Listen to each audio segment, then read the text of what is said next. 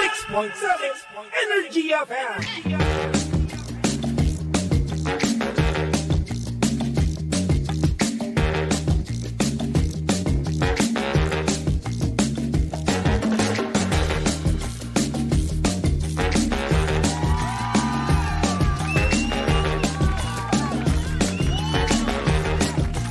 Same, pero iba. We are number 106.7 Energy FM. Pangga, huwag mo sabihin radyo. Iba? Sabihin mo.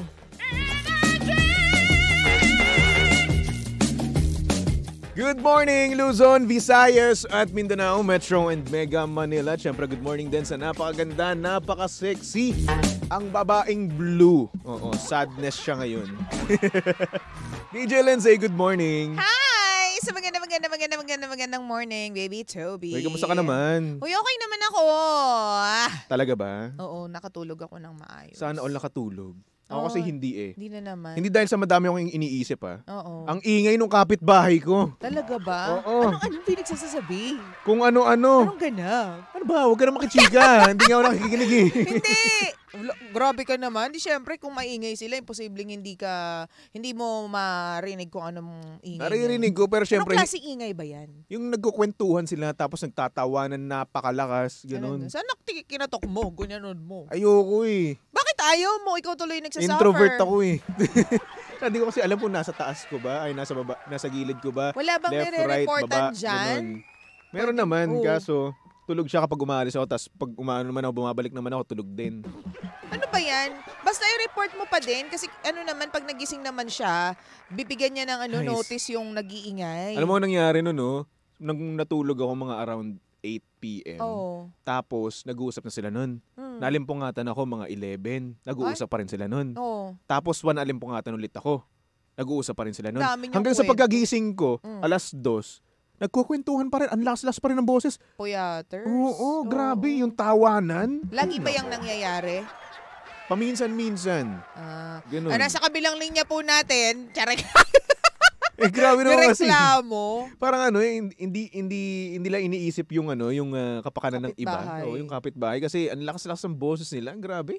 Ikaw naman, matuto ka namang ipaglaban kung ano yung karapatan mo. Karapatan mong matulog ng maayos, kaya dapat di sila Yun maingay. nga, minsan na nga lang makatulog ng maayos, di ba? Oo. Di ba no Kuya Erwin Viloria?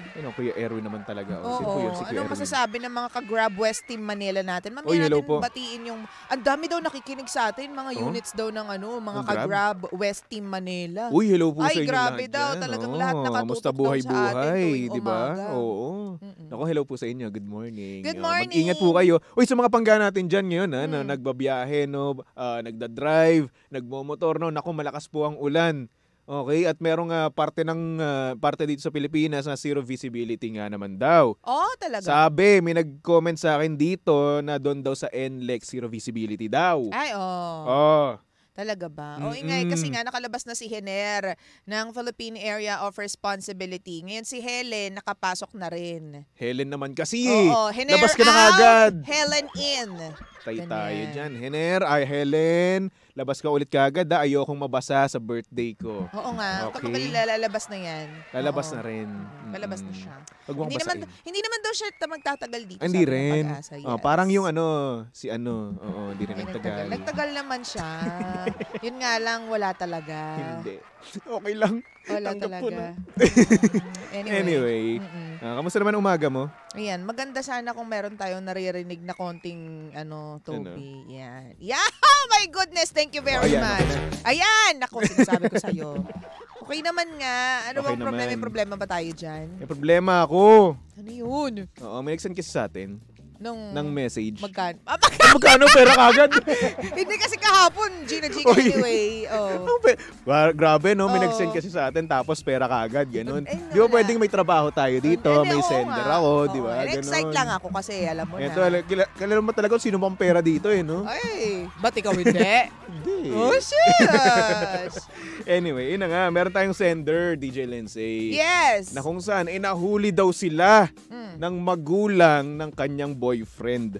Oo, na nagkikiss daw with matching touching, gano'n. Ninja moves. Pero eto, natakot daw siya kasi nung nahuli daw sila, parang patay mali siya lang yung magulang nung lalaki. So Yung ngayon, lalaki, okay. So babae yung nag-message ha? So 2 weeks na daw siyang hindi nakakabalik doon kasi nga daw nahihiya, natatakot, Oo. 'di ba? Kasi nga naman baka isipin na kababaeng tao, ganun siya. Oo. So ngayon, ang tanong ko, ikaw ba nahuli ka na rin ba? Walang wala. ganun, Toby. Makakahiya naman yun. Hindi ko yata kakayanin ng katawan lupa ko yung mga ganyang galawan. Yung nagkikiss kayo, yung mga, syempre, kapag bata ka, Hindi. 'di ba? Nung mga panahon pa ng 1980s, no? Late, hoy, ang kapal na mukha. Ano 1980s? Late bloomer din ako. Late bloomer. That's one factor. Kaya siguro nung na-realize ko yung mga ganyan-ganyan, sabi ng mga magulang ko, huy, it's about time. It's about Sabi ng mga tao, uy, sa wakas, akala namin wala na, ganyan. Late bloomer kasi late ako. bloomer. Pero hindi rin ako yung tipong yung magpapabaya na baka mamaya may makakita. I will make sure na walang makakakita. Talagang kailangan mo talaga i-secure no? Oo, nakakahiya nga talaga parang wala na akong mukhang iharap yung sa tipong kanila. gusto mong ibaon yung mukha mo sa lupa, ganun. Cannot be yan. Oo. Ba't naman kasi nahuli? Nakabukas ba yung pinto? Hindi ko nga alam, hindi niya sinabi kung saan nila ginagawa Nako. yun. O siguro marahil sa sofa, mga ganun. Kasi syempre, Akala nila walang yun yung tao. yun yung kumbaga, doon lang pwede siguro yung magjowa, no, nung sinabi ng magulang, no, or what. So ayun, nung dumaan daw siguro yung magulang, patay mali siya. Ilang taon na ba sila? Wala rin, di rin sinabi. Ano ba yan? Kasi kung mga 40 na sila, okay lang yun. Pero kung mga Siyempre naman. teenagers, Oo, pero kapag nga yung mga kabataan nga kasi, Pag dyan yung mga teens. mapusok eh. sobrang off kasi niyan pag teens. Oo. Cannot be, kailangan nirespeto nyo yung bahay ng mga magulang ninyo. Diba? Mapaglalaki ka man o babae.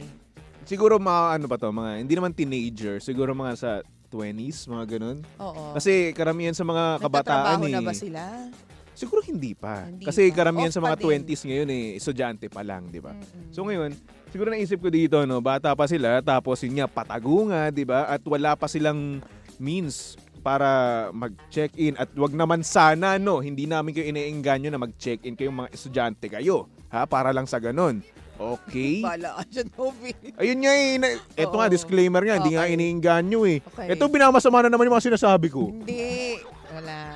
Wala nga ako sinabi. Sabi ko lang, bala ka dyan. Ay, iiwan mo ako sa ere, ganun. Tayo Ako dyan. pagod na ako, Toby. Baka taga-KBP yung nakikinig sa atin. Pero yun na nga, no? Oo. Siguro ito, mga kabataan na to, no? Ito yung time na mapupusok pa sila, eh, no? Pag mga kabataan kasi, yan yung mga pahapyaw, di ba? Yung mga patago, panakaw, ganun. No? Wag, may proper may proper na lugar para dyan. Pero ako ito, aminin ko. Dati nahuli ka nung na? high school, hindi naman sa nahuli. Oh. Parang hindi naman nabisto. Ano ba? Nakita, ganun. O nakita, edi nahuli nga. Hindi nakita, nahuli, ganun. Oo. Ang nangyari, hindi yun na nga, high school. Oh. Nandun High kami. school life. Ang high Nandun school kami sa life. sa bahay ng ex ko nun. Oo, Ah. tapos yun. Yun naman, smack lang naman. Ewan ko yung naman. Siyempre, nahihiya ka pa rin talaga, di ba? Okay Kapag lang yun. ganun. Pag Siyempre, nahihiya ka pa rin. Okay. Iba kasi character nito si Toby. Oo, ako kasi kapag ganun, ayoko nang ganun. Ayoko. Pag pupunta ako doon, parang ang kapal-kapal ng mukha ko. Makikikain na nga ako, tapos mahuli pa akong ganun. Off talaga siya. Ako uncomfortable ako sa mga ganyang Oo. bagay na may ibang nakakakita. Oo. Pero ngayon, hello. Okay lang, no. Wala akong pake. Ikaw- Pero kapag estudyante ka, no talaga. Ayan, oo. Kasi Cannot be. una sa lahat, 'di ba? Kailangan niyo muna tapusin pag-aaral niyo, 'di ba? Kasi ang mangyayari diyan kapag natukso na kayo ng una, magkakasunod-sunod pa 'yan, 'di ba? Oo. Marahil ito lang ginagawa niyo ngayon, 'di ba? With touch na nga, no? At saka, baby Tobes, parang ang pangit kasi na magiging implication yun sa magulang eh. Mm-mm. Na ang wild naman itong batang to. Paano kaya Oo. ito pinalaki ng nanay at saka Yes. tatay niya? May mga ganyan ha. Mm-mm. Kasi kapag bata ka, lagi mong tatandaan na kung anong ginagawa mo reflects on how or what family ka nang galing. Kung saan ka nang galing. Tama. Diba? So ngayon, kapag kayo ay nahuli tapos pinagsabihan kayo, no, tanggapin niyo lang yung yung pagsasalita ng magulang ng boyfriend mo, 'di ba, ng partner mo. Bakit? Oo. Kasi alam niya na 'yan at I'm sure na nung time niya rin, nung kasagsagan din nila ng asawa niya, no, ng tito mo, no, nagawa din naman nila yan. Oo, may mga ganyan eh. Kumbaga, been there, done that, no? Papunta ka pa lang, pabalik na sila, di ba? So, ayun. Ngayon, kapag kayo ay pinagsasabihan, no, pinapagalitan, i-absorb nyo lang. Oo naman. Di ba? Kapag kasi, ang nangyayari kasi, no? Kay lalaban, tampalin ko kayo eh. Violent. Nag-ano kayo ng sama ng loob eh. Nagtatanim kayo ng sama ng loob kapag pinapagalitan kayo, wag ganun. Oo. Diba? Pero kung ano siya, kung tipong constructive naman siya, kasi may mga bata din ako na encounter na dinadamdam nila yung mga sinasabi, pero nagiging ladder nila yon, baby Tobes, para maging okay in life. Yes. Kumbaga ginamit nila yon na balang araw magiging proud ka sa akin, balang araw babawi ako. So nagiging successful naman sila. Tama. Ganyan. Okay lang, pakinggan nyo, damdamin ninyo, karirin ninyo yung mga sermon sa inyo. Makakatulong yan. Kasi sabi nga natin tayo, mga medyo, alam mo yun, wala na tayo sa mga teens, ganyan. Kumbaga, nandiyan na lang tayo to guide yung younger generation. Yes. Ang tanda na, no? Oo. Ikaw lang nagsasabi niyan. Alam mo nga mo. Halta mo talaga sino veterana dito. Hindi. Kasi kapag mga ganyang edad, matutigas ang ulo ng mga lalo na pag in love. Wala kang pwedeng sabihin dyan sa mga 20s or teens na in love. Ay, naku, ikaw pa masama. Diba? Oo. Ikaw pa yung pagdadabugan, no? Oo. Tapos kapag hindi na sunod yung gusto, ay nako, wala na, kiss ka na. Ay, sinasabi diba? ko Tapos kaya naman maraming mga kabataan ngayon, no? Hindi ko naman nila lahat, no? May ibang kabataan ngayon ay, alam niya, maagang nagkakaroon ng pamilya. Oo. Yes, hindi pa tapos sa pag-aaral, 'di ba? At doon pa lang din sa lolo, lola, mama, papa umaasa pa rin, 'di ba? Pangit naman yung ganoon. Paano yung magiging anak nyo, 'di ba? Kawawa din naman yung baby. I mean, kung nandiyan na yan, nothing wrong. Just as long as hindi kayong palaasa lang talaga. Yung alam mo, nagkamali ka, okay, gift naman yan, blessing naman ng baby. Yes. Pero bangon ka, tulong ka. Hindi yung tipong pabigat ka lang. Diba, mahirap na nga yung pamilya ninyo, naghihirap na nga, ang hirap ng buhay. Tapos, nandyan ka, capable ka naman, diba? Pwede ka naman tumulong. O tulong-tulong din pag may time. At minsan ganito pa, no? Hindi nga nakadepende sa magulang, no? Kay ate naman or di naman kaya kay kuya naman na, no? Dumidepende. Kawawa naman yung ate at kuya ninyo. Magiging single for life na yan. May sariling diba? Buhay din naman yan. Yun yung ano doon, yun lang yung nakakasama doon ng loob na kapag pinapagalitan, hindi ina-absorb. Ano bang kinakasama ng loob mo, Toby? Ha? Masama ba loob mo, Toby? Hindi. Okay. Bakit ano ba? Hindi, akala ko kasi may personal na bubuti. Wala. Wala. Wala naman. Okay. Ito naman, issue na naman to. Hindi, tinatanong ko lang kasi baka mamaya nga may personal. Wala. Pero totoo naman yan. Oo, nakita lang din naman to sa mga teleserye. Kasi naman, meron kasi ako napanood, no? Na nitong mga nakaraan pa, last month ata, no? Na yung kapatid nung ate, nakabuntis ng babae. Tapos ayun, inuwi sa bahay. Tapos sinabi niyo sa ate niya na, ate, ikaw na bahala, dito na to. Wow. Ganoon. Parang ako, na-triggered. Hindi naman ako sa na-triggered kasi alam ko naman scripted siya. No? Pero, grabe naman. Grabe naman. What if nangyari yun sa totoong buhay, di ba? Siguro dapat tulungan nyo yung kapatid ninyo, pero hindi to the point na yung spoon feed nyo siya ng kung ano man. Kasi dadating ang panahon, ikaw, kakailangan mo rin ng sariling company mo, ng sariling pamilya mo. And minsan kasalanan din nung mga sobra kong tumulong kung bakit ganyan yung nagiging destiny nila, nagiging fate nila. Yung forever na sila single. Kasi wala silang ginawa. Hindi ko sinasabing masamang tumulong, pero minsan, ginagawa mo na silang batugan eh. Ginagawa mo na silang useless. Oo, tapos kapag pinagsasabihan mo naman, sila pa yung magagalit. Sila pa yung magagalit. Sila pa yung magdadamot or hindi magdadabog or hindi naman kaya sasabihin sa'yo na nagdadamot ka na sa amin. Oo. Pangit naman yung ganun. May sarili ka namang life, may sarili kang, 'di ba? May sarili kang hingat, may sarili kang pangarap. Yes. Kaya alam mo dapat kung hanggang saan lang ang tulong mo. At syempre, 'di ba, ikaw mismo pinasok mo mismo 'yan eh, 'di ba? Ikaw mismo gumawa niyan eh. Ikaw mismo nagkaroon ng pamilya, 'di ba? Hindi naman yung ate mo, or hindi naman kuya mo, 'di ba? So dapat ikaw bumuhay. True. Ganun. Tulungan nyo kung paano didiskarte yung kapatid ninyo, hindi yung lahat na lang binigay nyo sa kanila. Yes, 'di ba? Kaya pag pinagalitan kayo, huwag kayong magdadabog ha at makinig kayo sa inyong magulang. Oo. At kayo namang mga nakaasa. Teka, ako naman magtatanong sa'yo. May pinagdadaanan ka ba? Hindi. Napanood ko lang din sa mga teleserye. Lang din, okay. Oo, napanood ko lang din. Alam nyo ba ang pinagdadaanan ng mga inaasahan ninyo? Diba minsan, gula-gulanit na yung mga pantit brief nila, hindi sila makabili na sarili nilang pantit brief. Oo. Minsan butas na bacon na, hindi ba? Yung cellphone nila naghahang na, kulang na lang talagang, alam mo yun, hindi na nakakatulong para maging productive sila pero talagang tinitiis nila para lang makapagbigay sa inyo. Tama. Baka naman, sila tong maganda yung trabaho, sila tong kumikita pero sila yung bulok yung telepono. Oo. Di ba? Diba? Yung boxer ko nga, butas na butas eh. Di ba? Hindi, maging considerate tayo at respeto natin yung isa't isa.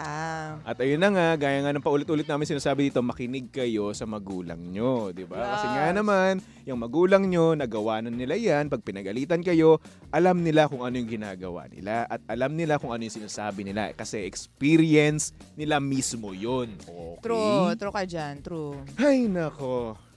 Okay. Triggered si TJ Lindsay kasi Oh, na-triggered eh. Okay Na-provoke eh. Okay na. Medyo lumevel up yung kanyang pagkataray eh. No? Yeah. Medyo sumigaw eh. Hindi kasi lumalabas yung pagkaate ko eh.